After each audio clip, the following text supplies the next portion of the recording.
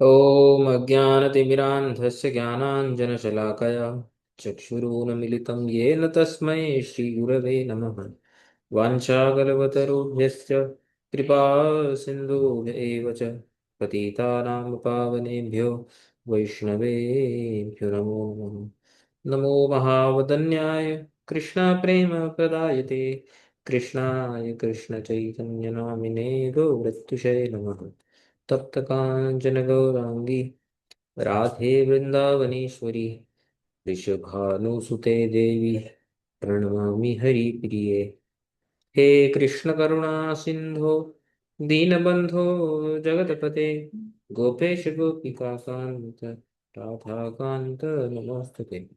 वृंदाय तुलसीदेव्यै प्रियाय केशवस्य च विश्वभक्ति प्रदे देवी सत्यवत्ते नमो नमः। जय श्री कृष्ण चैतन्य प्रभु नित्यानंद श्री अद्वैत गदाधर श्रीवासादि गौर भक्त वृंद। हरे कृष्णा कृष्णा कृष्णा हरे हरे हरे राम राम राम हरे हरे।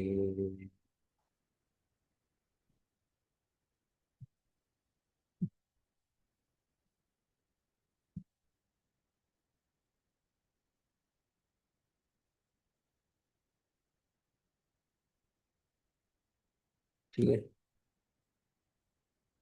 तो हम श्रीमद् भागवतम षष्ठ स्कंद दूसरा अध्याय जो अजामिल का जो प्रसंग है, श्लोक नंबर 9 और 10 के ऊपर जो विश्वनाथ चक्रवर्ती ठाकुर जी की टीका है उसका अध्ययन कर रहे हो। एक बार श्लोक पढ़ के जो हमने पिछली बार पढ़ा था उसको और याद करके आगे बढ़ते हैं। स्तेन सुरापमित्रदृग् ब्रह्महा गुरुतल्पगः स्त्रीराजपितृगोहन्ता ये च पातकिनो परे सर्वेषामप्यघवताम् इदमेव सुनिष्कृतम् नाम व्याहरणं विष्णो यतस्तद्विषया मतिः। तो यहाँ पे बोलते हैं कि किसी भी प्रकार का महापातकी क्यों ना हो, चोर, सुरपान करने वाला, जो है द्रोह करने वाला, ब्रह्म हत्यारा, गुरु पत्नी के साथ संग करने वाला, स्त्री राज पितृगो हंता हो, या और किसी भी प्रकार का पापी क्यों ना हो, ये जितने भी प्रकार के पापी हैं, सर्वेशम अपि अघवता, सारे के सारे जो पापी हैं उनके लिए इदमेव सुनिष्कृतम। सुनिष्कृतम यानी आत्यांतिक प्रायश्चित्तम। सबसे बड़ा प्रायश्चित उनके लिए क्या है? नाम व्याहरणम विष्णु हो, भगवान विष्णु का नाम उच्चारण। क्यों? यतो तद विषया मति, क्योंकि नाम उच्चारण करने मात्र से भगवान की जो मति है वो उस उच्चारण करने वाला जो है उसके प्रति हो जाती है, यानी भगवान का अटेंशन जो है वो उसके पास उसके प्रति आ जाता है, तो भगवान स्वयं जो है उसको रक्षा करते हैं। तो इस श्लोक के ऊपर श्री विश्वनाथ चक्रवर्ती ठाकुर की टीका हम जो पिछली बार पढ़ रहे थे उसका एक बार क्विकली गो थ्रू करके हम आगे बढ़ेंगे। पिछली बार हमने ये पढ़ा था कि सबसे पहले तो एटलीस्ट मेन मेन टॉपिक पढ़ लेते हैं, तो काफी टाइम हो गया, थोड़ा सा याद हो जाएगा। सारार्थ दर्शनी टीका में विश्वनाथ चक्रवर्ती ठाकुर ने जो मेन मेन टॉपिक्स को जो डिस्कशन किया था, वह ये था कि सबसे पहले तो आदि उच्चारण जो है, अजामिल ने जो अपने पुत्र नारायण का जो नामकरण के समय ही जो उच्चारण किया था उसी से ही जो है अजामिल के सारे पाप नष्ट हो गए थे। ऐसा नहीं कि मरते समय नाम उच्चारण किया उससे ही हुआ, ऐसी बात नहीं। फिर उसके बाद हमने पढ़ा था कि नाम आभासे न भाविनी अपनी पापानी विनश्यन्ति, और नाम आभास मात्र से जो किए गए अपराध है वो तो है, जो होने वाले भी जो पाप हैं, जो किए गए पाप वो तो नष्ट हो ही गए, जो होने वाले भी जो पाप हैं वह भी नष्ट हो जाते हैं। इसका मतलब क्या है कि नाम उच्चारण करने मात्र से पाप कैसे होंगे फिर, अगर सब नष्ट होते तो जो वासनाएं रह जाती हैं जिसकी वजह से, जो लेफ्ट ओवर जिसको बोलते हैं वासना, उसकी वजह से अगर कोई व्यक्ति स्वभाव हैबिट की वजह से यदि कोई पाप करता है, तो वो भी एक नाम आभास, ये याद रखना कि एक नाम आभास से वे भी क्या हो जाते हैं, नष्ट हो जाते हैं। सब नष्ट हो गए तो अजामिल की प्रसक्त पाप आसक्ति कैसे रही, वही हमने पढ़ा था जीवन मुक्त एग्जाम्पल लेके, कि उसकी जो पाप आसक्ति थी उसके स्वभाव की वजह से, स्वभाव की वजह से थी। ये एक प्रकार का एक्सप्लेनेशन है। दूसरा एक्सप्लेनेशन ये है कि भगवान ने ही उसके पाप बीज को जो है थोड़ा सा बना के रखा, ताकि भगवान कभी किसी के साथ ऐसा ना करें कि कोई सडनली भक्ति करने लग गया तो सारे उसके पाप नष्ट हो गए। तो जो अनधिकारी लोग हैं, जो भक्ति के लिए अधिकारी नहीं है, वो भक्ति के रिजल्ट देखकर भक्ति के पास भक्ति करने लग जाए। और इसमें हमें अर्थवाद नहीं करना चाहिए। फिर हमने अर्थवाद का भी हमने देखा था, अर्थवाद क्या होता है। और स्मार्त जो होते हैं वो शास्त्रज्ञ होते हैं। और बहुत सारा भगवान का नाम जब भी करते हैं, तो क्या वो भी वैष्णव के जैसे काउंट होंगे? बोले नहीं, वो अर्थवाद बुद्धि होती है उनकी। और स्मार्त मार्ग को फॉलो करने की वजह से, और इसीलिए उनका जो है नाम के प्रति अपराध ही रहता है। और जब भगवान का नाम एकदम से फल न दिखाई दे, फल की सिद्धि एकदम से ना हो, या थोड़ी देर के बाद हो, या कभी कभी दिखाई ही ना दे, तो इसका मतलब ये है ही नहीं कि भगवान के नाम में शक्ति नहीं है।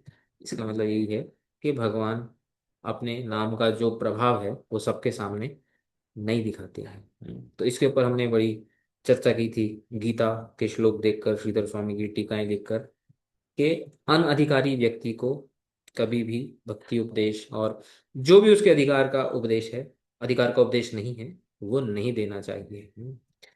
तो हमने भगवत गीता के काफी श्लोकों का हमने अध्ययन किया था, तीसरे अध्याय के, सातवें अध्याय के। और पिछली बार हमने ये पढ़ा था कि फिर यदि चलो मान लिया जाए, नाम अपराधियों का तो डिस्कशन हमने कर लिया, तो क्या जो कर्मकांडी हैं, जो ज्ञान मार्ग में फॉलो कर रहे हैं, तो वो भी भगवान का यदि नाम लें तो वे भी नरक में नहीं जाएंगे, या अगर वे गए तो भक्त भी नरक में जा सकता है। तो उनमें और भक्त में क्या फर्क? हम्म? नहीं, फर्क है। कर्म मार्ग को फॉलो करने वाला यदि नाम अपराधी ना भी हो, तो एक नाम अपराध वो अवश्य करता है। कौन सा नाम अपराध, किसी को याद है कौन सा नाम अपराध वो अवश्य करता है? वो एट्थ वाला था ना, कर्म का। वो कुछ कर्म से रिलेटेड था। हाँ, एट्थ ऑफेंस है वो, मुझे याद है बाकी उसका। हाँ। धर्म व्रत त्याग हुतादि हाँ, सर्व धर्म शुभ से था। दे। हाँ। मतलब ये है कि भगवान के नाम को धर्म व्रत त्याग इत्यादि से साम्य मानना, समान मानना, इक्वल मानना, ये अपराध है। तो ये लोग क्या करते हैं कि जो कर्म या ज्ञान मार्ग के जो लोग होते हैं, इक्वल तो क्या, वो भक्ति को गौण रूप में फॉलो करते हैं। यानी ये पे हमने पढ़ा कि साम्यमपि अपराध किम उत धर्मादि अंगत्व, वो धर्म के अंग के रूप में है। यानी भक्ति जो है कर्म का अंग है, ज्ञान का अंग, अंग समझते हैं ना, अंग मतलब एक पार्ट। तो पार्ट तो छोटा होता ना, इक्वल, इक्वल ज्यादा ये है कि पार्ट ज्यादा ये है छोटा। तो पार्ट ज्यादा छोटा और छोटा करने की बात होगी, इक्वल तो यहाँ पे तो इक्वल लिखा है, सामने लिखा है। बट भक्ति को प्रभु जी, पार्ट। हम्म। फिर वो वाला जो श्लोक हम पढ़ते हैं ना, कि जो हेलना हुआ, मतलब जो नाम को मतलब किसी और तरीके से भी लेते हैं, जैसे हम्म। मजाक में या किसी को चिढ़ाने के लिए, या मतलब वो याद है, वो एक श्लोक आता है हेलना, ऐसे कुछ श्रद्धया वर्ड है। हेलयावा। हाँ, तो उसके साथ ये कैसे कॉन्ट्राडिक्ट वो कंसल्ट करेंगे? आएगा, इसके आगे वही श्लोक आएगा भागवत में भी, जो अभी हम 10th श्लोक पढ़ रहे हैं ना, तो जो 12th श्लोक आएगा ना, हम्म। 12th है या पता नहीं, 12 13 कुछ तो एक श्लोक है उसमें ये, सॉरी 14 श्लोक, हम जो हरिनामामृत व्याकरण के उसमें पढ़ते हैं ना, हम्म। वो वाला, हाँ, हाँ, उसमें भी आता है ना, हाँ, सांकेत्यम हाँ, पारिहास्यम व हाँ। स्तोभम हेलनम, उसमें भी हेला आता है। तो 14th जो श्लोक आएगा इसके आगे, उसकी जब हम टीका पढ़ेंगे तो ये डाउट क्लियर हो जाएगा तभी।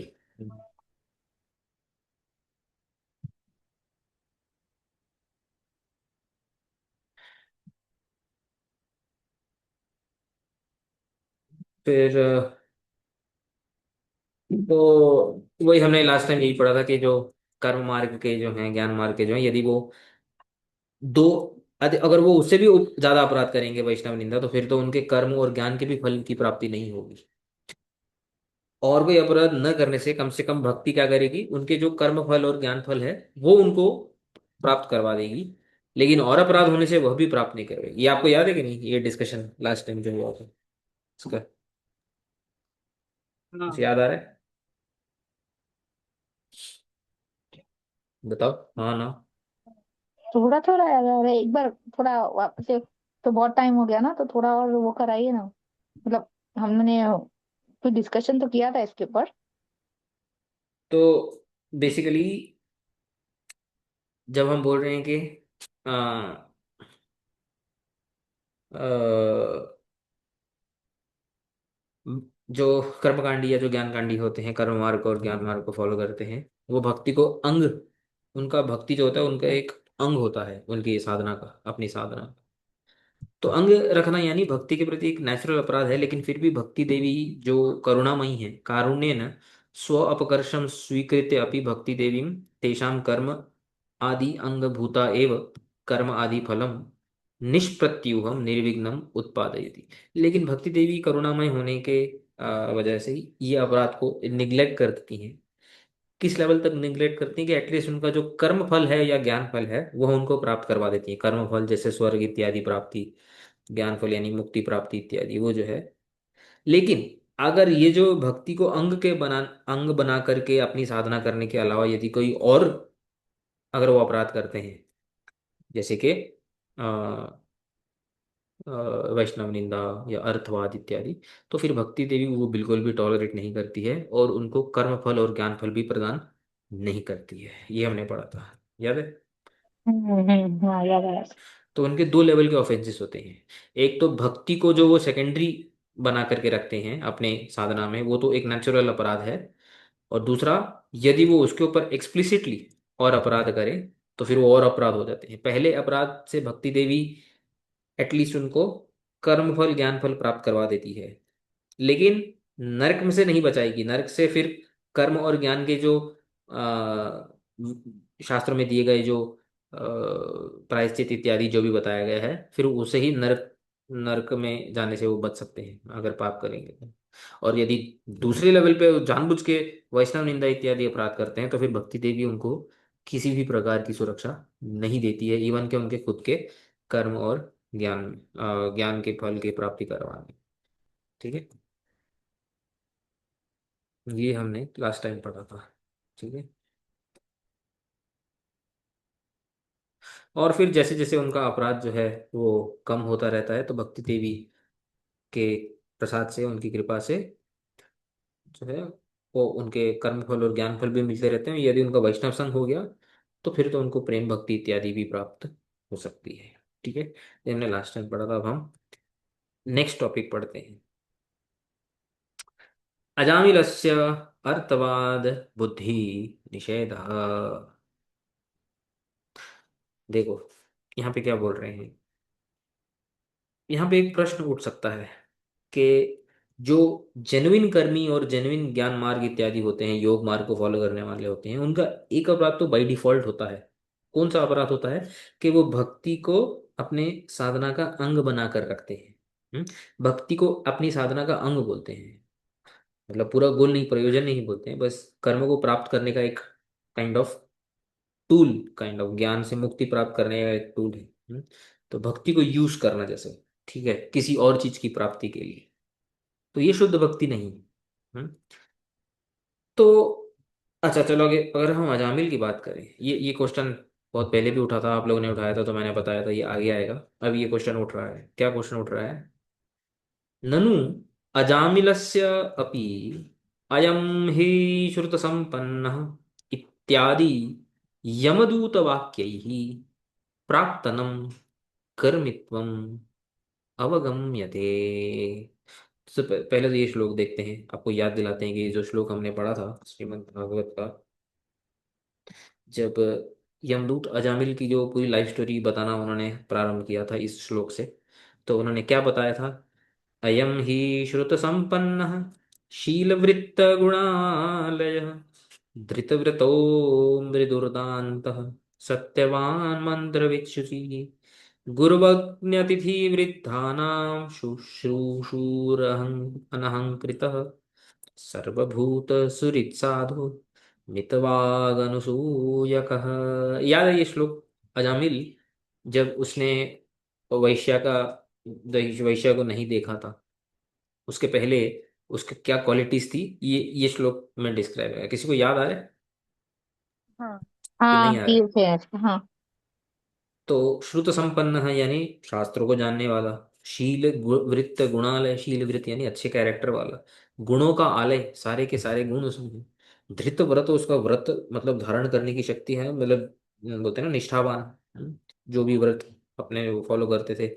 मृदु सॉफ्ट था, दांत सेल्फ कंट्रोल्ड, सत्यवाक सच बोलने वाला, मंत्र विद सब मंत्रों को जानने वाला, वेद मंत्रों को शुचि प्योर एकदम, गुरु अग्नि अतिथि वृद्धा नाम शुश्रूषुर अनअहंकृत। गुरु हो, अग्नि यानी जो सैक्रिफाइस इत्यादि होते हैं, देवता होते हैं, और अतिथि जो होते हैं और जो बड़े होते हैं उनके प्रति रिस्पेक्टफुल, अनअहंकृत किसी की भी प्रकार का अहंकार ना होना, तो सर्वभूत सूरित सब लोगों के लिए एक वेलविशर था वो, सूरिदम सर्वभूतानाम, गीता में भगवान का भी ये गुण आता है, साधु व्यक्ति था वो, और मितवाक, मितवाक यानी कम बोलने वाला, नॉनसेंस नहीं करने वाला, और अन अनसूया का, असूया, असूया का अर्थ क्या होता है? क्या रोजी याद है असूया का अर्थ क्या होता है?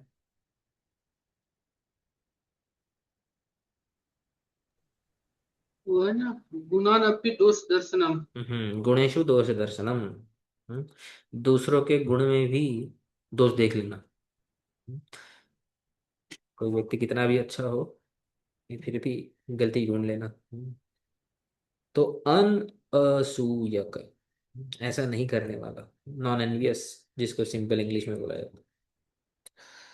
तो यहाँ पे बोलते हैं ये जो इस श्लोक में बोला गया है, अयम ही श्रुत संपन्न इत्यादि, यमदूत वाक्य, यमदूत ने ये वाक्य बोले थे, प्राक्तनम यानी पहले, अजामिल की ऐसी दशा होने से पहले, कर्मित्वम अवगम्यते, वो तो कर्मी था। ऑब्वियसली यहाँ पे देखो क्या क्या लिखा है, गुरु अग्नि, ये जो सैक्रिफाइस करना, हाँ, और श्रुत संपन्न, शास्त्रों में सब जानने वाला, मंत्रविद, तो ये सब तो कोई ब्राह्मण, ब्राह्मण तो था ही वो, और प्रॉपर कर्म मार्ग को फॉलो करने वाला होगा, राइट? तभी ये पॉसिबल है ना, अथवा तो ये पॉसिबल कैसे है बताओ? हम्म, तो यहाँ से तो क्लियरली इजीली डिराइव होता है, समझ में आ रहा है कि नहीं समझ में आ रहा? डाउट? समझा। हम्म क्वेश्चन क्या है? क्वेश्चन समझ में आया कि नहीं? यहाँ पे क्या क्वेश्चन पूछ रहे हैं? हाँ कि ये भी कर्मी था ना, मतलब इतना करने के बाद भी हम्म ऐसा। पिछले वाले सेक्शन में हमने क्या प्रूव किया विश्वनाथ चक्रवर्ती ठाकुर की टीका से, कि कर्मी और ज्ञानी जो हैं, एक अपराध तो उनका हमेशा ही होता है, इसीलिए कर्मी और ज्ञानियों को नरक से भक्ति देवी नहीं बचाती है। ठीक है, ये हमने प्रूव किया था। हम्म। उनका प्रायश्चित आदि जो उनके शास्त्र में जैसे लिखा गया है, कर्म ज्ञान प्राधान्य ने व्यपदेशा भवंती उस न्याय से, तो वो तो प्रधान रूप से तो वो कर्मी ज्ञानी है, भक्त थोड़ी है। ठीक है, शुद्ध भक्त तो नहीं है। तो अब यहाँ पे प्रश्न ये उठ रहा है, ये तो जब यहाँ पे इस प्रकार से जामिल का जब डिस्क्रिप्शन आया था, तो कर्मित्वम अवगम्यते, तो क्लियरली समझ में आता है कि वो कर्मी था।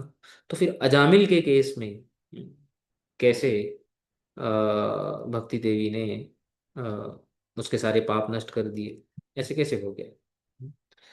और इनफैक्ट ये ही एक कारण है जिसकी वजह से यमदूत आए थे अ, अजामिल को लेने के लिए, क्योंकि उन्होंने तो मान लिया था ये तो कर्मी था।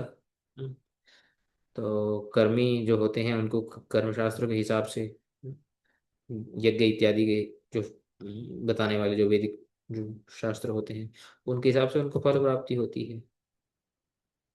तो यहाँ पे विश्वनाथ चक्रवर्ती ठाकुर बोलते हैं सत्यम, राइट, यू आर राइट, कि यहाँ से तो क्लियरली पता चलता है कि अजामिल कर्मी थे, किंतु there is something we must understand क्या। मदिरापानात् ब्राह्मण्यम अपि अस्य नष्टम एव किम उत कर्मित्वम। बोलते हैं मदिरापान इत्यादि जो इसने पाप करना शुरू किया बाद में, उससे तो इसका ब्राह्मणत्व भी नष्ट हो गया। तो कर्मित्व की तो बात ही क्या बोला। कर्मित्व तब होगा जब वो ब्राह्मण होगा प्रॉपरली, जो अधिकारी होगा कर्म मार्ग को फॉलो करने के लिए। तो जो है मदिरापान इत्यादि जो उसने पाप किए, उससे उसका ब्राह्मणत्व भी नष्ट हो गया। कर्मित्व तो बहुत दूर की बात है। पहले कर्मी था, लेकिन पाप से उसके सारे का सारा जो उसका जो एक स्टेटस था ब्राह्मण होने का या कर्म मार्ग को फॉलो करने का, वो नष्ट हो गया और उसका प्रमाण दे रहे हैं वो। एवं एवं एवं सविप्लावित सर्वधर्माः दास्याः पति पतितो गर्ह्य कर्मणा। तो दास्यपति यानी जो वैश्या के संग में जो निंदनीय कर्म जो करते हैं, वो सब धर्मों से, सर्वधर्म विप्लावित सब धर्मों से च्युत हो जाते हैं, गिर जाते हैं। और मनु महाराज भी ये बात बोलते हैं। जैसे अगर हम देखें संहिता 95, देखो यहाँ पे क्या लिखा है। यक्षरक्ष पिशाचान्नं मद्यं मासं सुरासवं तद्ब्राह्मणेन नातव्यम देवानामश्नता हविः। ये इंटॉक्सिकेंट मीट वाइन, ये जितने भी प्रकार के जो लिकर्स होते हैं, राइट, ये सब यक्षों के, राक्षसों के, पिशाचों के सब खाने के योग्य होते हैं। और इसीलिए ब्राह्मण को ये नहीं लेना चाहिए। और अगर यदि वो लेगा तो फिर वो क्या बोलते हैं यहाँ पे देखो 97 श्लोक में, यस्य कायागतं ब्रह्म मद्येन अप्लाव्यते सकृत् तस्य व्यपैति ब्राह्मण्यम शूद्रत्वं च स गच्छति। जो ब्राह्मण है, व्हेन द ब्राह्मण रेसिड इन हिज बॉडी कायागतम, जो ब्राह्मण के शरीर में जिसने जन्म लिया है, यदि मद्येन अप्लाव्यते सकृत, एक बार भी, वंस, सकृत मतलब एक बार भी यदि वो मद्यपान इत्यादि करेगा, तस्य व्यपैति ब्राह्मण्यम, उसका जो ब्राह्मणहुड है, व्यपैति मतलब नष्ट हो जाता है। और फिर वो किस स्थिति को प्राप्त करता है, शूद्रत्वम गच्छति, और वो शूद्र, उसका शरीर शूद्र माना जाता है। यहाँ पे भी यही बोल रहे हैं। डेफिनेटली जब उसकी ये स्थिति थी, वो तो ब्राह्मण था और कर्मी था, लेकिन मद्यपान करने से इत्यादि पाप करने से वो क्या हो गया, विप्लावित, वो सब धर्मों से च्युत हो गया वो। और ब्राह्मणत्व से भी च्युत होकर वो क्या हो गया, शूद्रताम, शूद्रताम गच्छति। समझ में आया कि नहीं? हम्म। मतलब सोचो उसके लिए बोलते हैं ना, ब्लेसिंग इन डिसगाइज हो गई। अगर पहले ही वो भगवान का नाम अगर लेता कर्म मार्ग को फॉलो करते करते, तो कभी भी उसके सारे पाप नष्ट नहीं हो सकते थे। लेकिन क्योंकि वो च्युत हो गया अपनी पोजीशन से, अपने स्टेटस से, अपने अधिकार से, ब्राह्मणत्व से, कर्मत्व से, कर्मित्व से, तब उसने भगवान का नाम जब लिया, वो भगवान का नाम इफेक्ट कर गया। Just try to understand.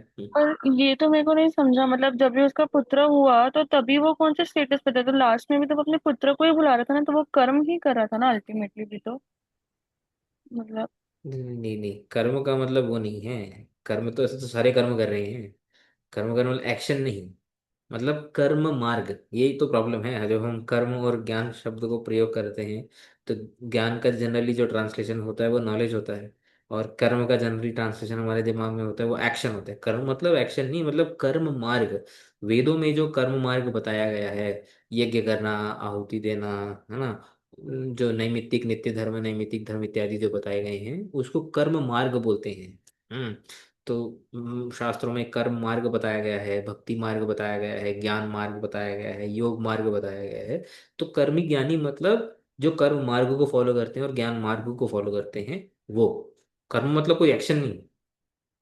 तो इसको मतलब ऐसा कंसिडर करे कि जैसे वो अपने पुत्र का नाम रख रहा था तो वो एक कर्म मार्ग के थ्रू, मतलब वो एक जैसे एक रिचुअल नहीं, था। नाम तो कोई भी रखेगा ना। नाम नाम तो। नाम तो तभी भी लिया ना, अभी भी लिया ना, है तो नाम का ही वो है ना। अरे नामकरण तो आ, म- अरे वो भले कर्म मार्ग को नामकरण, देखो नामकरण तो कोई भी रखता है। वो तो जंगल में आदिवासी भी नाम रखते हैं अपने बच्चों का, कुछ तो उनका भी नाम होता है।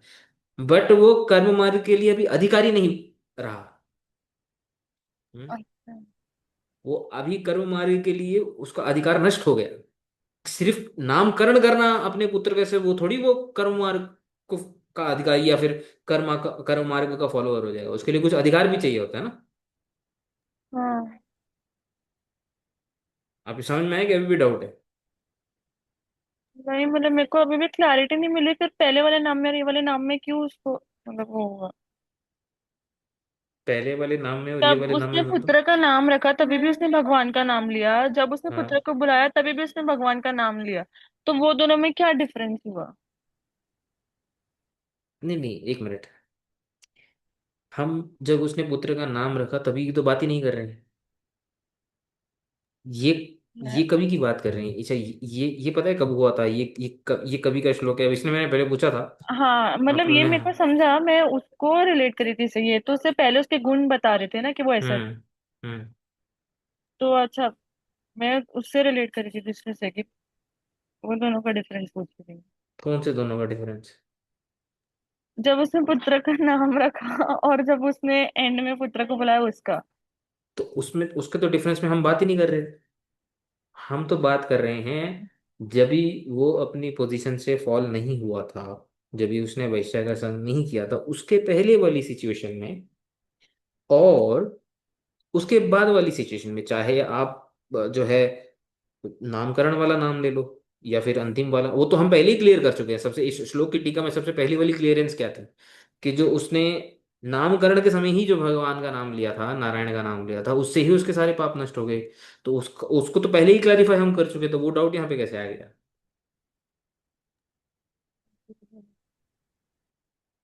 हम तो पहले बोल चुके हैं ना, फर्स्ट वाला टॉपिक क्या था टीका में, कि नामकरण के समय ही उसने जो नाम लिया था, हम्म, उससे उसके सारे पाप नष्ट हो गए थे। वो तो है ही।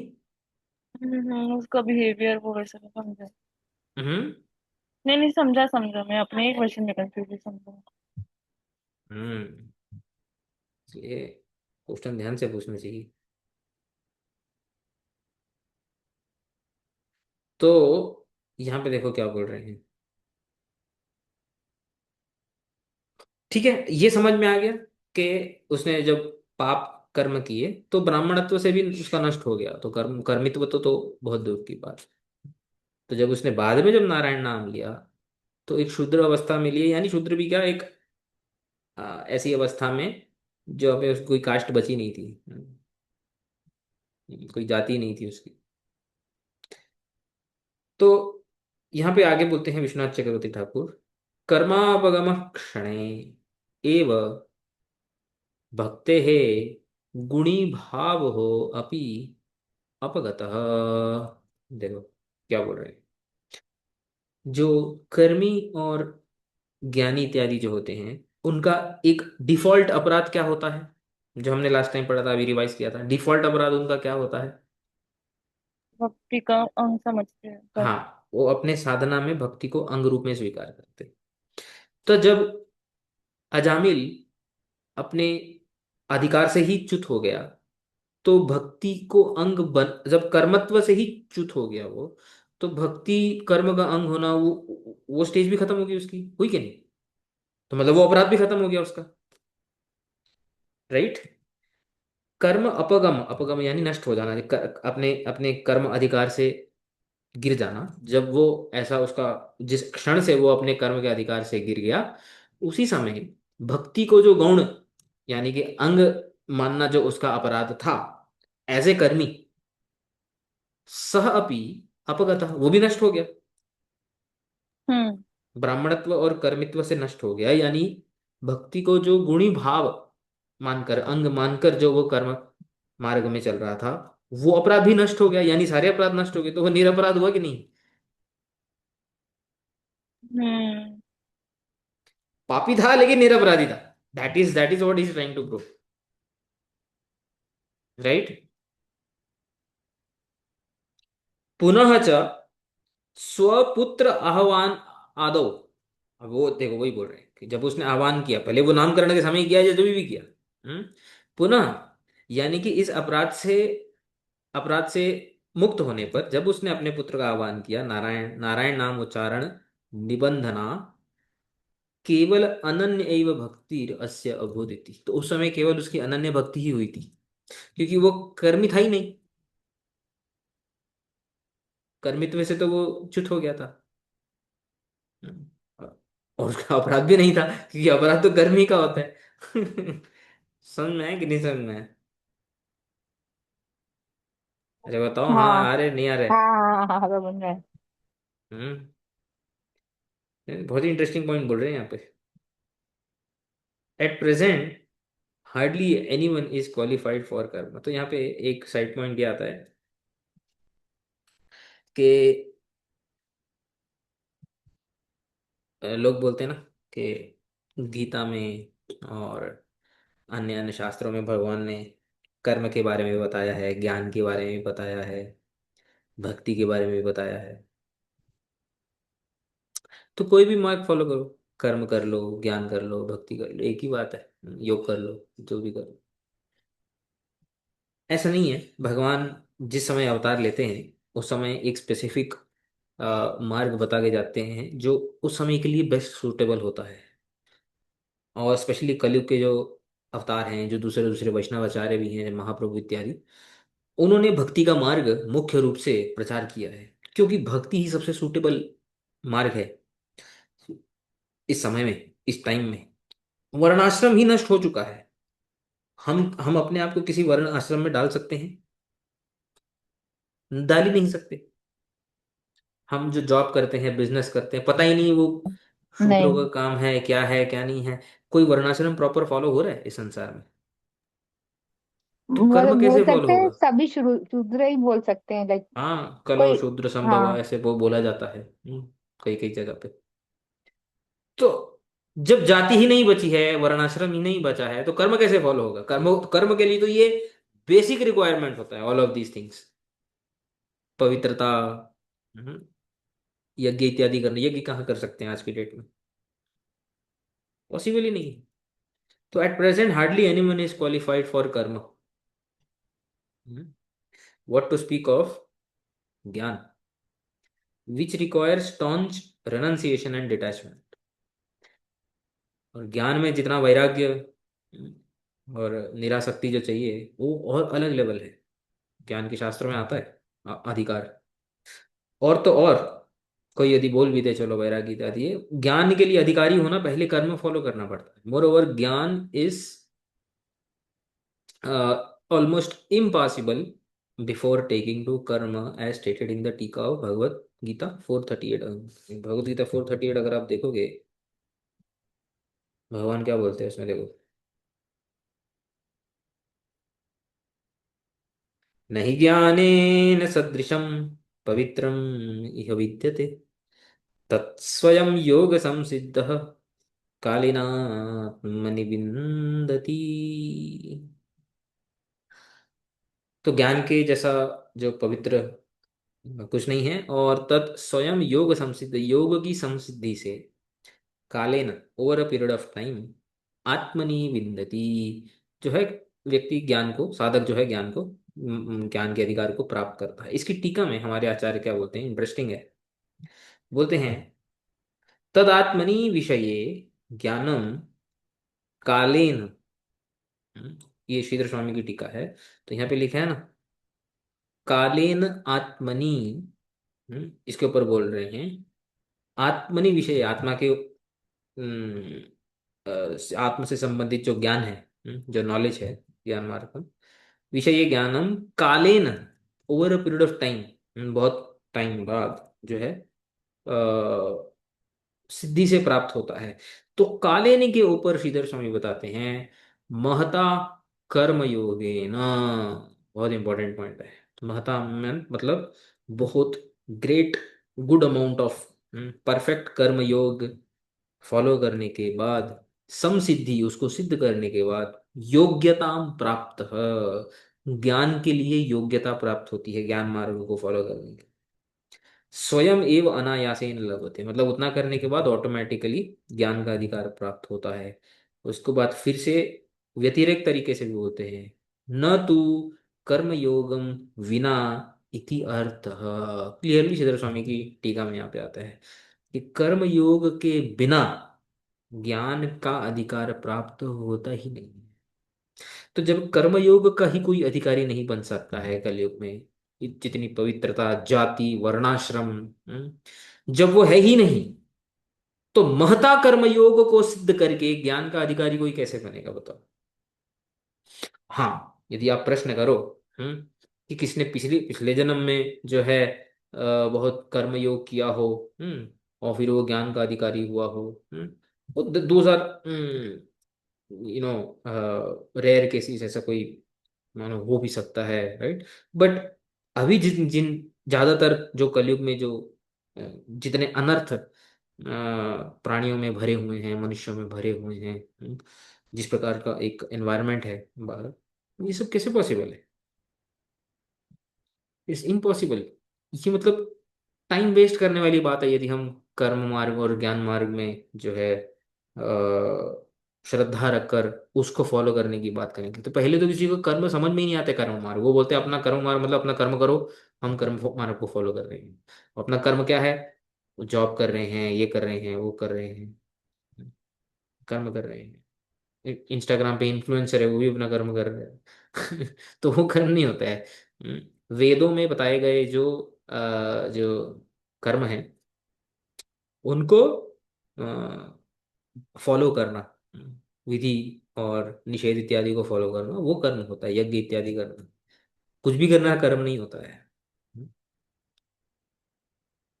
फिर देखो यहाँ पे विश्वनाथ चक्रवर्ती ठाकुर क्या बोलते हैं, तत् ज्ञानम न सर्व सुलभम, जो ज्ञान के लिए अधिकार है वो सुलभ नहीं है, इजी नहीं है। क्यों? किंतु योगेन निष्काम कर्म योगेन सम्यक सिद्ध एव। तो योगेन, योग संसिद्ध यानी योग के द्वारा, कौन से योग के द्वारा? निष्काम कर्म योग के द्वारा सम्यक सिद्ध, समसिद्ध, वो जो है उसकी सिद्धि होती है, ज्ञान की अधिकार की प्राप्ति होती है। एवं न तो अपरिपक्व, कर्म में यदि अपरिपक्वता है यानी परिपक्वता नहीं है, तो ज्ञान के लिए अधिकार प्राप्त नहीं हो सकता है। सो अभी कालेन एव न तो सद्य, तो ये वही बोल रहे हैं, कालेन over a period of time, not immediately. सद्य मतलब एकदम से नहीं होगा, बहुत कालेन मतलब जन्मों जन्मों तक कर्मयोग करना पड़ेगा तभी होगा। और ये गीता में भी भगवान बोलते हैं, देखो 4:33 अगर हम देखेंगे इसके 5 श्लोक पहले, इसमें भी भगवान यही बोलते हैं।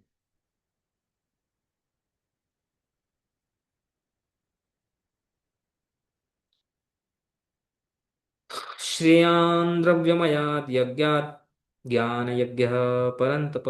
हे परंतप अर्जुन, द्रव्यमय यज्ञ, द्रव्यमय यज्ञ मतलब जो आहुति देते हैं ना, घी वगैरह डालना और ये वगैरह, उसको द्रव्य यज्ञ बोलते हैं। बोलते हैं द्रव्यमय यज्ञ से ज्ञान यज्ञ जो है वो श्रेष्ठ है, श्रेयान ज्यादा श्रेष्ठ है। हम्म? क्यों? सर्वम कर्म अखिलम पार्थ ज्ञाने परिसमाप्त। हे पार्थ, जितना भी कर्म है वो ज्ञान में ही समाप्त होता है, यानी वो ज्ञान का अधिकार प्राप्त करवाता है। क्या भाई, भगवान भी ये बोल रहे हैं कि कर्म से ही ज्ञान का अधिकार प्राप्त होता है। समझ में आ रहा है कि नहीं? हाँ। हाँ। इसलिए रूप गोस्वामी ने जो भक्ति का जो डेफिनेशन दिया है वो बहुत ही आइकॉनिक डेफिनेशन है। ज्ञान कर्माद्यनावृतम, भक्ति रसामृत सिंधु के प्रारंभ में। सो भक्ति is the only feasible path. इसलिए आज के युग में, आज की डेट में एकमात्र भक्ति ही है जो हमारी रक्षा कर सकती है, क्योंकि भक्ति के लिए एक ही अधिकार है। वो अधिकार क्या है? प्रेम। नहीं नहीं, प्रेम अधिकार नहीं है भक्ति के लिए। प्रेम तो भक्ति का प्रयोजन है। अधिकार क्या है? प्रेम होगा तो भक्ति करेंगे, ऐसा तो कोई भक्ति नहीं कर सकता ना। हमारा तो प्रेम तो संसार से है अभी तो। क्या है? अरे भक्ति में अधिकारी कौन है? जिसकी श्रद्धा है। श्रद्धावान जन होए भक्ति अधिकारी। बोलते कि एकमात्र श्रद्धा ही है जो भक्ति में अधिकार प्राप्त करती, और कुछ नहीं। जाति नहीं, वर्ण नहीं, आश्रम नहीं, हम्म, पूर्व संस्कार, पूर्व कर्म योग, निष्काम कर्म योग किया है नहीं किया है, शूद्र है, अनटचेबल है, यवन है, चांडाल है, हम्म, क्या पाप किया है इसके पहले, नथिंग। वो शास्त्रों का ये वचन है, उनको खुद से तो बोल नहीं रहे, हमारे आचार्यों ने जगह जगह पे ये बात बोली है। बट कर्म के रिक्वायरमेंट देखो, ज्ञान के रिक्वायरमेंट देखो, भक्ति के रिक्वायरमेंट देखो, भक्ति का अधिकार देखो। तो लॉजिकली ये हमने विश्वास होना चाहिए, हमें श्रद्धा होनी चाहिए कि bhakti is the only feasible process in today's age. समझ में आ रहा है हाँ। हाँ, कि नहीं? आया समझ में आया पूरा। जी। हम्म। तो फिर आगे नेक्स्ट टॉपिक देखते हैं, वो क्या बोलते हैं। कर्मी ज्ञानी इत्यादि नाम दोष। यहाँ पे एक और प्रश्न उठाते हैं विश्वनाथ चक्रवर्ती ठाकुर। देखो कितने खुद ही अपनी बात को स्थापित करके, खुद ही प्रश्न उठा के फिर से उसको और क्लियर करते जा रहे हैं। पहले क्या बोला था, इसके पहले वाले जो हमने लास्ट टाइम पढ़ा था उसमें हमने क्या कंक्लूड किया था कि कर्मी और ज्ञानी जो है वो स्वभावतः अपराधी होते हैं, ये बोला था हमने। और वो कौन सा अपराध करते हैं? भक्ति को अंग समझ। हाँ, भक्ति को अपनी साधना का अंग समझते हैं, ये अपराध करते हैं। तो यहाँ पे वही बोलते हैं कि यहाँ पे ना कोई प्रश्न उठा सकता है, जो पूर्व पक्षी यहाँ पे प्रश्न पूछ सकता है। ननु कर्म ज्ञान आदि अंगत्वे भक्तिम कुर्वीत इति यदि विधिवाक्यम एव अस्ति, तर्हि कुतः तेषां नाम अपराधः। देखो क्या बोल रहे हैं, देखो। कर्म ज्ञान आदि का जो अंग के रूप में भक्ति को स्वीकार करना है, ये तो विधि वाक्य है, यानी शास्त्र के वाक्य ऑब्वियसली है। शास्त्रों में ही लिखा है ना, कर्म मार्ग के शास्त्रों में लिखा है, ज्ञान मार्ग के शास्त्रों में लिखा है, भक्ति को अंग स्वीकार किया गया है। हम्म। तो प्रश्न ये उठता है कि भाई आपके बोलने से तो ऐसा नहीं होगा, हमने अपराध मान लिया। हम्म। तो ऐसा आप अपराध बोल रहे हो, तो ऐसा कैसे, तो शास्त्र में क्यों बोला गया फिर? हम्म। कर्म शास्त्र में, ज्ञान शास्त्र में क्यों फिर भक्ति को अंग के रूप में स्वीकार किया गया है कर्म ज्ञान इत्यादि मार्गों में? तो आप नाम अपराध कैसे बोल सकते हैं अगर शास्त्र में दिया गया है तो? शास्त्र की जो विधि है, विधि वाक्य यानी शास्त्र के जो विधि वाक्य है, उसको फॉलो करने से कैसे अपराध होगा? क्वेश्चन समझ में आया? हाँ। हम्म? उच्यते बोलते हैं, भक्त बहुत ही स्ट्रांग स्टेटमेंट बोलेंगे यहाँ पे भी। बोलते हैं भक्त्या एव सर्वे अपि धर्माः सम्यग एव सिद्ध्यन्ति। बोलते हैं भक्ति, मात्र भक्ति के द्वारा ही जितने भी प्रकार के धर्म और जितने भी प्रकार के प्रयोजन हैं वो सम्यक रूप से, पूर्ण रूप से सिद्ध हो सकते हैं केवल मात्र भक्ति के द्वारा। हम्म। वो बोलते हैं, उदाहरण क्या दे रहे हैं, भागवत का श्लोक उदाहरण दे रहे हैं, 11, 20, 32, 33। फेमस श्लोक है, आप लोगों ने सुना ही होगा।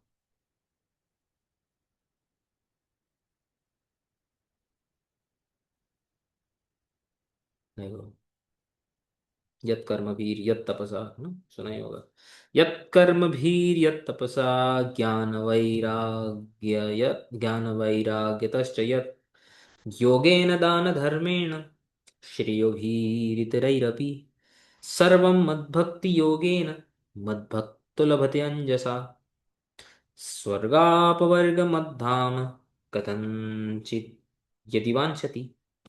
बोलते हैं यत् कर्म भी, कर्म के द्वारा, यत् तपसा, नाना प्रकार की तपस्याओं के द्वारा, ज्ञान वैराग्य तश्चयत, ज्ञान वैराग्य इत्यादि से जो प्राप्त हो सकता है, योगेन अष्टांग योग से जो प्राप्त हो सकता है, दान धर्मेण, जो कर्म के जो नाना प्रकार के जो ये होते हैं, शास्त्र में बताए गए दान धर्म इत्यादि जो मार्ग होते हैं, इनसे जितने भी श्रेय प्राप्त हो सकता है, इतना ही रवि और भी यदि कोई आपके दिमाग में जो है साधना आती है, नाना प्रकार की साधना जो नाना प्रकार के शास्त्र में बताई गई है, कोई भी साधना से कोई भी श्रेय जो आपको प्राप्त हो सकता है, भगवान का स्वमुख से निकला हुआ ये श्लोक है, क्योंकि 11वें कैंटो आप जानते हैं कि भगवान ने ही उद्धव को मुख्य रूप से बताई है, जो 11वां स्कंद है भागवत का।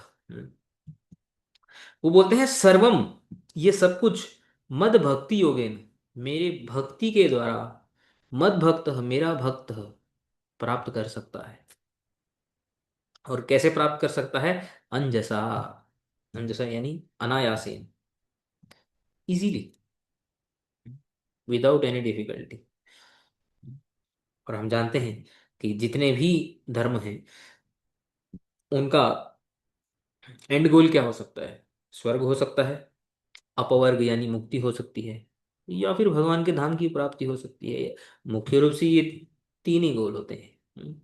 और उसको आप और क्लासिफाई कर सकते हैं, डिवाइड कर सकते हैं छोटे छोटे क्लासेस में, बट ब्रॉडली ये तीन होते हैं: स्वर्ग, अपवर्ग, मध्धाम। कथनचित यदि वांछति, कुछ भी यदि उसकी इच्छा क्यों ना हो, वो केवल मात्र मेरी भक्ति से प्राप्त करते हैं। बहुत फेमस श्लोक है ये भागवत का, हमारे आचार्यों ने इसको बहुत बार कोट किया है और बहुत रेफरेंसेस इस श्लोक के लिए। श्लोक समझ में आया आपको? हाँ।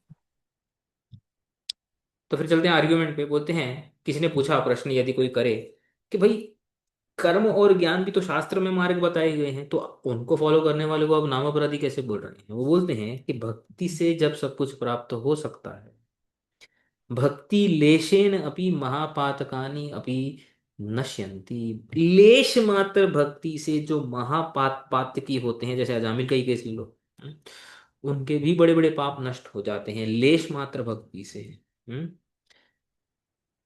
इति आदि परः शत शास्त्र वाक्येषु। शत शास्त्र वाक्य मतलब सौ सौ हजारों हजारों वाक्य ऐसे शास्त्रों में मिल जाएंगे, कोई एक दो वाक्य हैं ऐसा नहीं है। शास्त्रों में भक्ति को इतना ग्लोरीफाई किया गया है, इतना ज्यादा ग्लोरीफाई किया गया है, ये कोई महिमा नहीं है उसका। इनफैक्ट कर्म और ज्ञान के शास्त्र पढ़ोगे तो उसमें भी भक्ति ग्लोरिफिकेशन आती है, बट भक्ति के जो श्रीमद् भागवत आदि जो शास्त्र होते हैं वो शुद्ध भक्ति आपको करने के लिए बोलेंगे। उसमें कर्म और ज्ञान का गंध भी नहीं होगा। तो जब इतना भक्ति की महिमा गान की गई है शास्त्र में, इतने सारे शास्त्र वाक्य होने पर भी, अपि वाक्येषु अपि अविश्वासाम, विश्वास नहीं रखने पर, नहीं होता है, अधिकार नहीं है, केवल भक्ति पर विश्वास ही नहीं है। कुछ ऐसे आ, साधक होते हैं जिनको लगता है कि नहीं, कर्म करना ही पड़ेगा, कर्म मार्ग फॉलो करना ही पड़ेगा, ज्ञान मार्ग फॉलो करना ही पड़ेगा। उन लोगों के लिए और वो लोग कैसे हैं?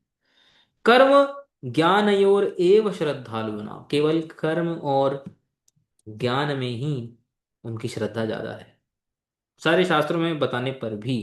और फिर वे लोग कैसे हैं? Now he uses some very very heavy words. क्या बोलते हैं?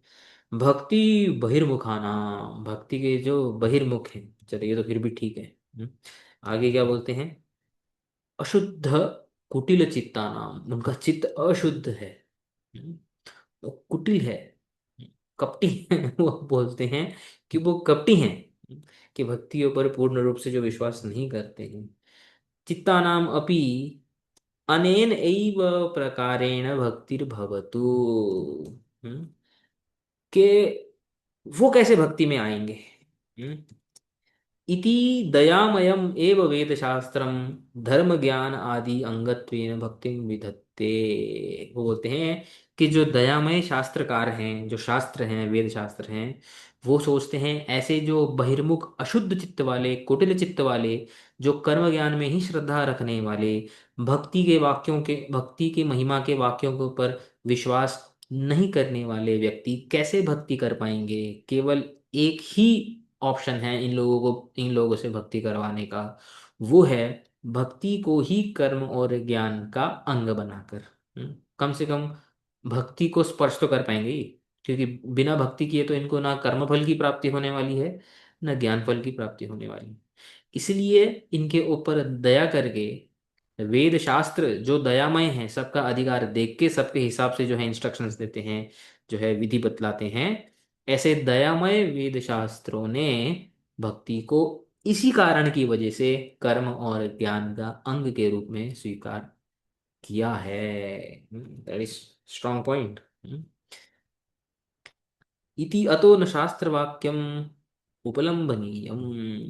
इसलिए शास्त्रों की गलती नहीं है, शास्त्र तो दयामय है, उनको निंदनीय ठहराना ये सही नहीं।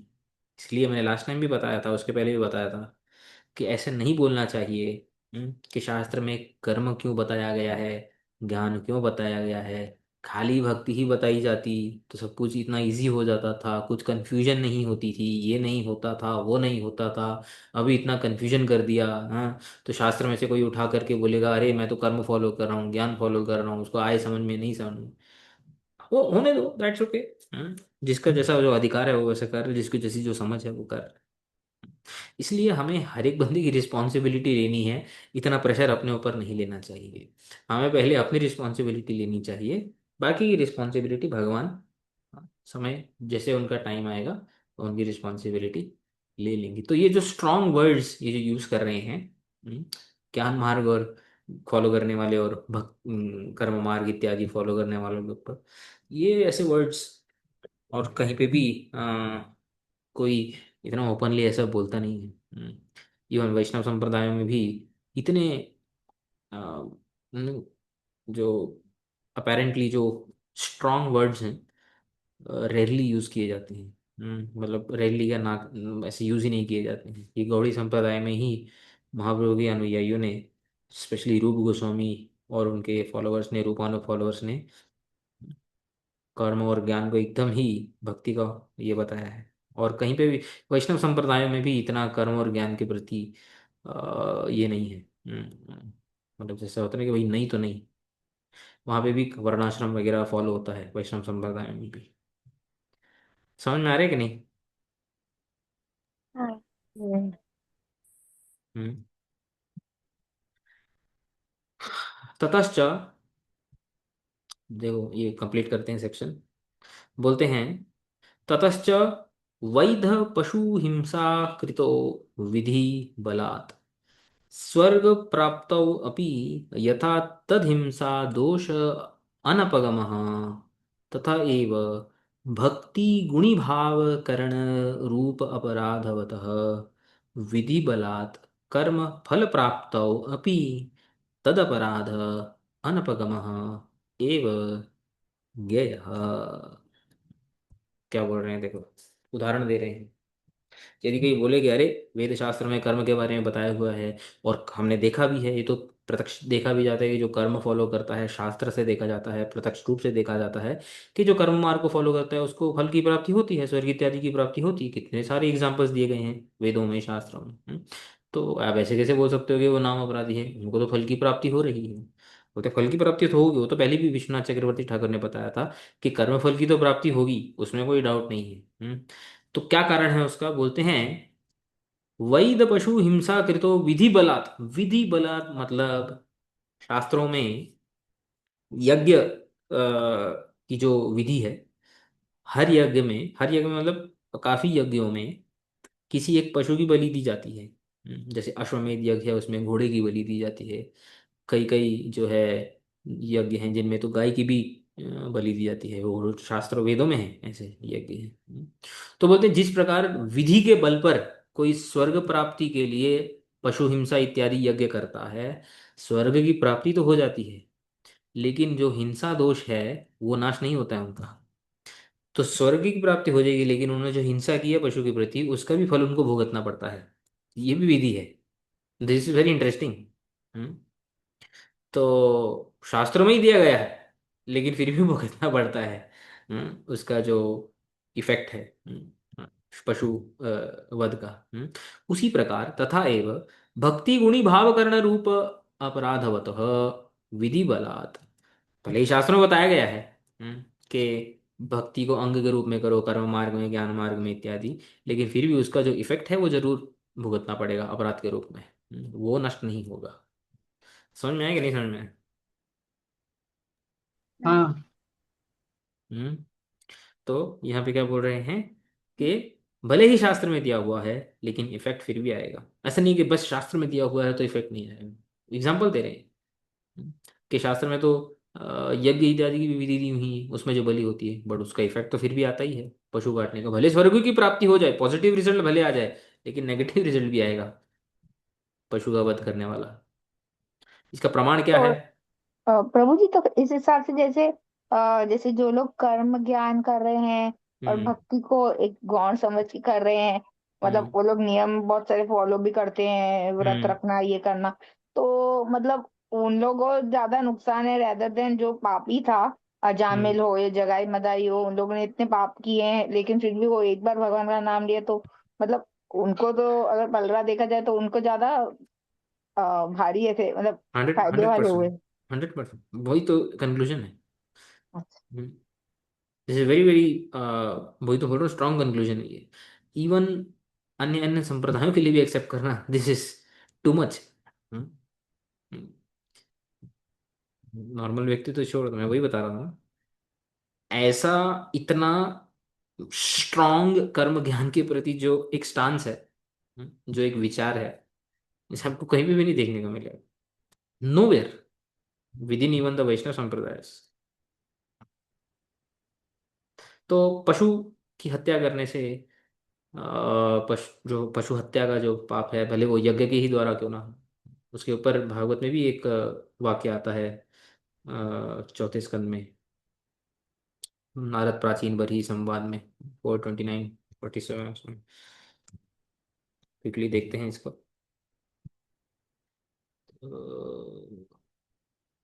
यहाँ पे तस्मात् कर्मसु बर्हिष्मन्, बर्हिष्मन् यानी प्राचीन बरही, अज्ञानाद् अर्थकाशिषु मार्थ दृष्टिम कृता श्रोत्र स्पर्शिषु अस्पृष्ट वस्तुषु। तो प्राचीन बरही जो थे वो कर्म मार्ग में ही रहते थे, बहुत आसक्त थे यज्ञ इत्यादि करने में। तो नारद मुनि उनको एक एडवाइस देते हैं, यहाँ पे उनको इंस्ट्रक्ट करते हैं, प्राचीन बरही को, कर्मसु।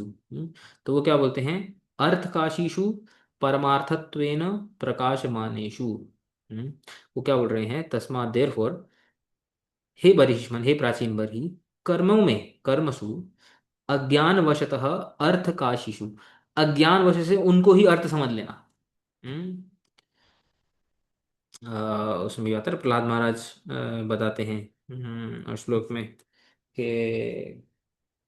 अर्थ, वो कौन सा वाला श्लोक है?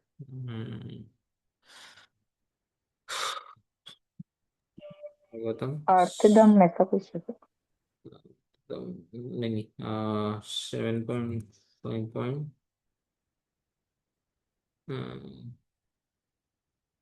31 32 कुछ तो है। तेना विदुहानते विदु स्वार्थ गतिम ही विष्णु। तो स्व अर्थ क्या है वे नहीं जानते हैं, वो विष्णु ही है। हम्म। स्व अर्थ, अर्थ मतलब समझते ना, एक जैसे प्रयोजन, गोल। वो नहीं जानते हैं कि स्वार्थ क्या है। स्वार्थ हम बोलते हैं बहुत स्वार्थी है, एक्चुअली कोई भी स्वार्थी नहीं है, क्योंकि स्वार्थ कोई जानता ही नहीं है स्वार्थ क्या है। स्व अर्थ, हमारे लिए जो अनुकूल अर्थ है वो है विष्णु पदम, भगवान विष्णु के चरण। तो प्रशांत महाराज बोलते हैं ये तो कोई जानता ही नहीं एक्चुअली। तो यहाँ पे वही बोल रहे हैं नारद मुनि कि तस्मात् कर्म सुबर्हिष्मन् अज्ञानाद अर्थ काशिषु, के हे प्राचीन बरही, अज्ञान वशतः कर्मों को ही अर्थ मत समझो। माँ अर्थ दृष्टिम, अर्थ जैसे लगने वाले हैं, उनको ही अर्थ मत समझो तुम।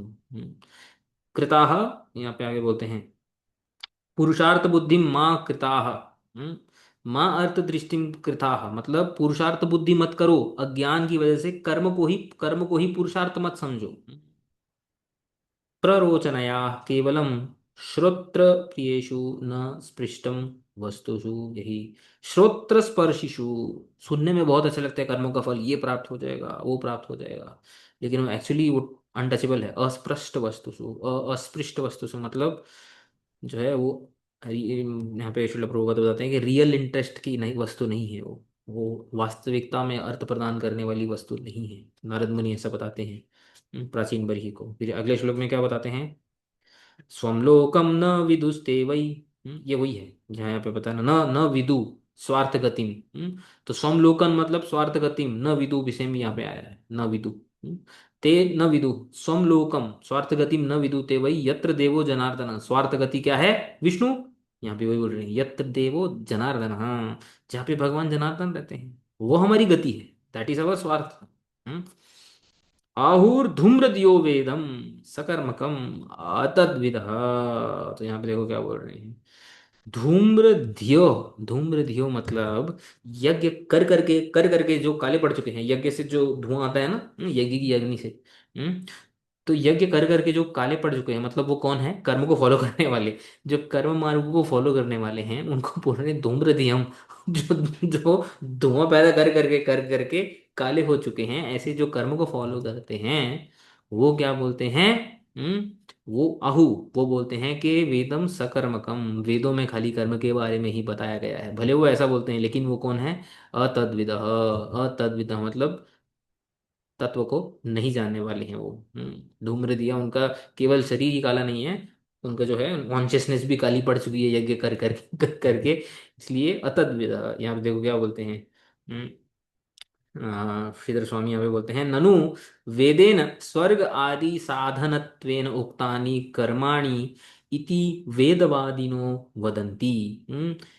कथम अस्पृष्ट वस्तुषु, सेम डाउट आ गया यहाँ पे, जो वेदवादी हैं वही बताते हैं कि स्वर्ग आदि साधनेन, साधन साधनत्वेन उक्तानि कर्माणि, कि स्वर्ग को प्राप्त करने वाले जो कर्म हैं वेदवादी उसी का ही प्रचार करते हैं, तो उसको आप अस्पृष्ट वस्तु क्यों बोल रहे हो, इति उच्यते। तत्र आह, ये धूम्रधियो मलिन बुद्धय, यहाँ पे देखो धूम्र धिय, धिय मतलब बुद्धि। यहाँ पे सॉरी मैंने गलती कर दिया, जो काले हो चुके हैं, धिया धिया मतलब बुद्धि, एक्चुअली कॉन्शियसनेस, तो ये लिटरली कॉन्शियसनेस ही बोला गया है। मतलब जो धुआं से खाली उनका शरीर ही काला नहीं है, उनकी कॉन्शियसनेस भी ब्लैक हो गई है, धूम्र दियो। मलिन बुद्ध है, उनकी बुद्धि मलिन हो चुकी है। सकर्मकम यानी कर्म परम वेदम आहु, के वेद में कर्म को ही पर बताया गया है, श्रेष्ठ बताया गया है। ते अतद्विद अवेदज्ञ, वो एक्चुअली वेदों को नहीं जानते हैं, दे आर फुलिश। गीता में भी भगवान ये बोलते हैं, अगर आपको याद होगा तो, क्या बोलते हैं भगवान, हम्म, यामिमं पुष्पितां वाचं प्रवदन्त्यविपश्चितः वेदवादरताः पार्थ नान्यदस्तीति वादिनः। कामात्मान स्वर्गपरा जन्म कर्म फल प्रदान क्रिया विशेष बहुलां भोगैश्वर्य गतिं प्रति।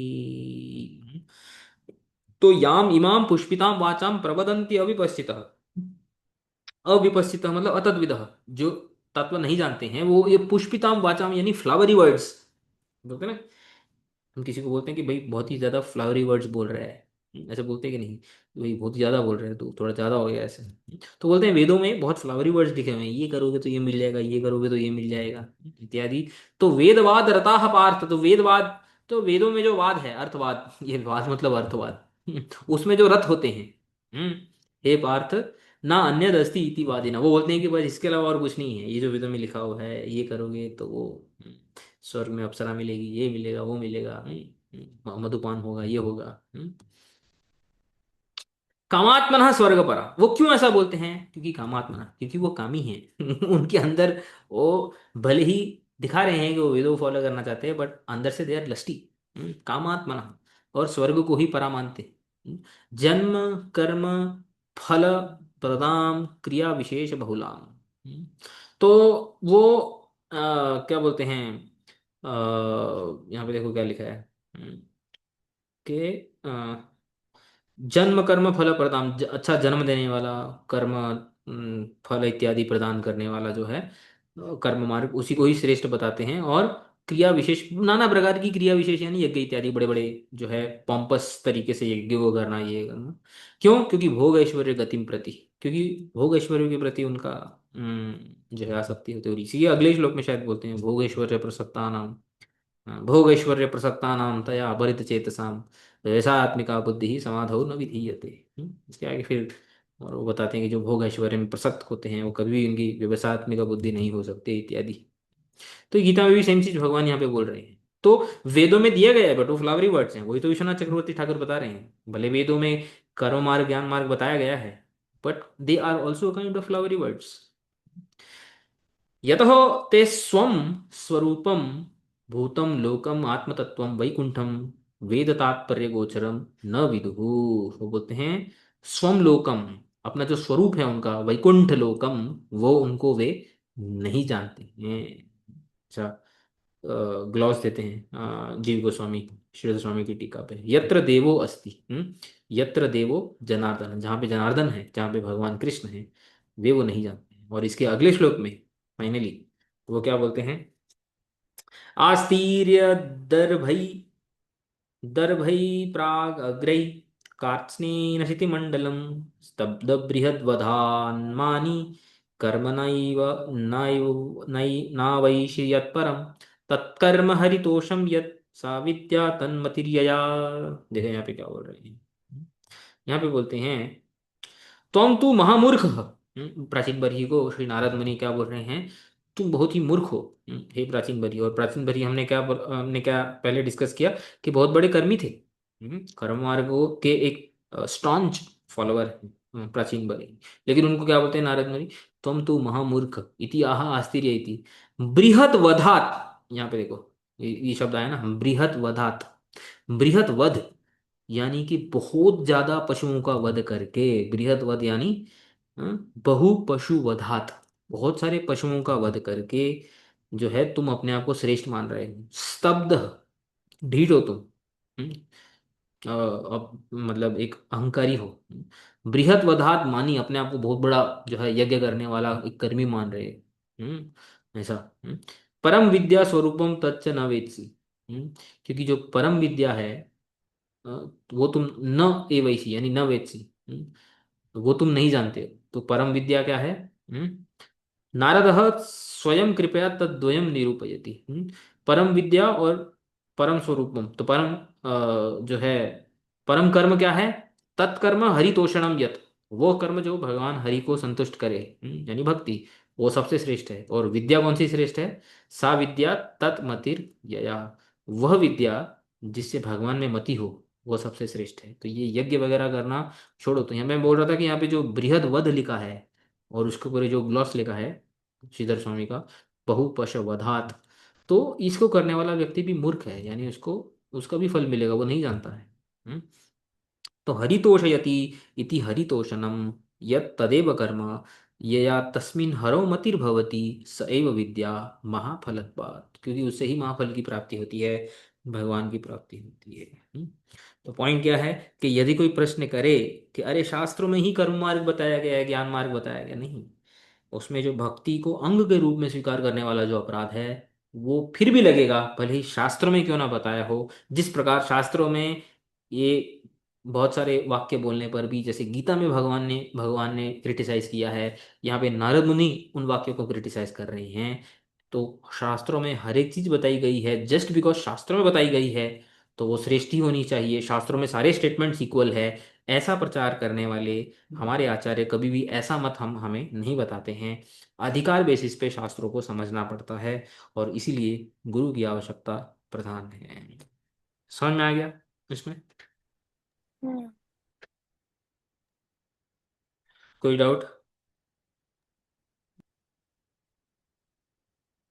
नहीं। नहीं है। ठीक है। वांछा कल्पतरुभ्यश्च कृपा सिन्धुभ्यैव च पतितानां पावनेभ्यो वैष्णवेभ्यो नमो नमः।